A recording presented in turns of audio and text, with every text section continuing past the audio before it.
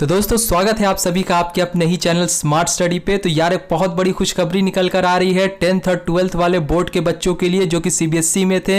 सारे एग्जाम्स को कैंसिल कर दिए गए हैं। सुप्रीम कोर्ट का फाइनल ऑर्डर आ चुका है। तो बहुत बहुत बधाई हो उन सभी को जो इस मुहिम में लगे रहे हैं कि लगातार की एग्जाम्स को कैंसिल करा देने चाहिए। इतना आप लोग सोशल मीडिया पे भी एक्टिव रहे, तो इसी वजह से सुप्रीम कोर्ट को ये आखिरकार बच्चों के हित में ऑर्डर सुनाना ही पड़ा कि एग्जाम्स को कैंसिल करना अभी जरूरी है इस कोविड-19 के टाइम पे। मैं आपके सामने latest the Times of India की रिपोर्ट आपके सामने पढ़ रहा हूं।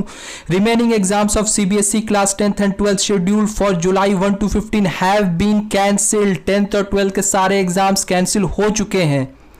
New Delhi Center of Thursday announced that remaining exams of class 10th and 12th of CBSE board will not be conducted. 10th और 12th के एग्जाम्स जो हैं सीबीएसई बोर्ड के वो नहीं कंडक्ट किए जा सकते हैं। अब the students will have an option to appear in the examination if they wish to.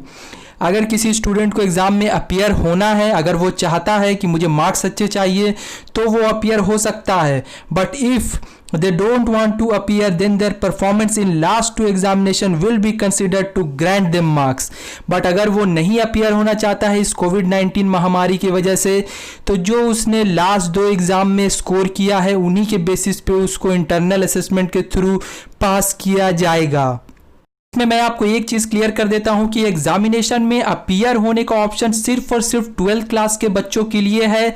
ये 10th क्लास के बच्चों के लिए नहीं है, क्योंकि 10th क्लास के सारे बच्चों को प्रमोट कर दिया जाएगा डायरेक्टली इंटरनल असेसमेंट के थ्रू। यानी उन्होंने जो 2 सब्जेक्ट के पेपर्स दिए होंगे उनके मार्क्स के थ्रू उनको प्रमोट कर दिया जाएगा। बट 12th क्लास के बच्चों के पास एक ऑप्शन है, अगर वो चाहते हैं कि अच्छा मार्क्स स्कोर करना या सोचते हैं मेरी तैयारी बहुत अच्छी है, तो वो एग्जामिनेशन को दे सकते हैं। क्योंकि अगर 12th क्लास के बच्चों की बात करें तो बहुत सारे बच्चों को यूनिवर्सिटीज़ में एडमिशन भी लेना है, और यूनिवर्सिटीज़ में एडमिशन लेने के लिए अच्छे परसेंटेज भी चाहिए होते हैं, जैसे आपका DU वगैरह हो गया।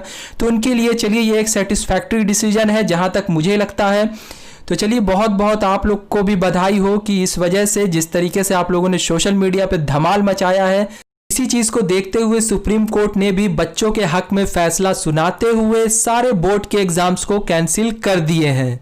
तो चलिए अब हम लोग बात कर लेते हैं एनआईएस बोर्ड के बच्चों के बारे में। उन लोग भी सोच रहे होंगे कि यार सीबीएसई बोर्ड के लिए तो इतना बड़ा डिसीजन आ गया, सारे एग्जाम्स को कैंसिल कर दिए गए, तो हमारा क्या होगा।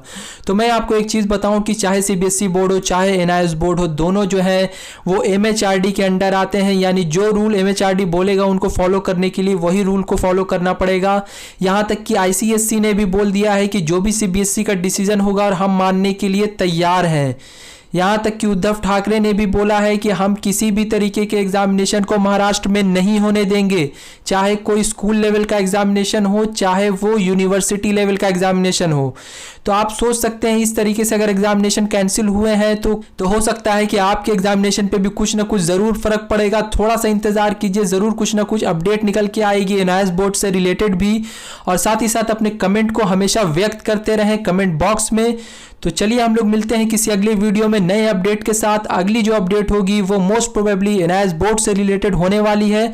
तो चलिए हम लोग मिलते हैं अगले वीडियो में, तब तक के लिए बाय एंड टेक केयर।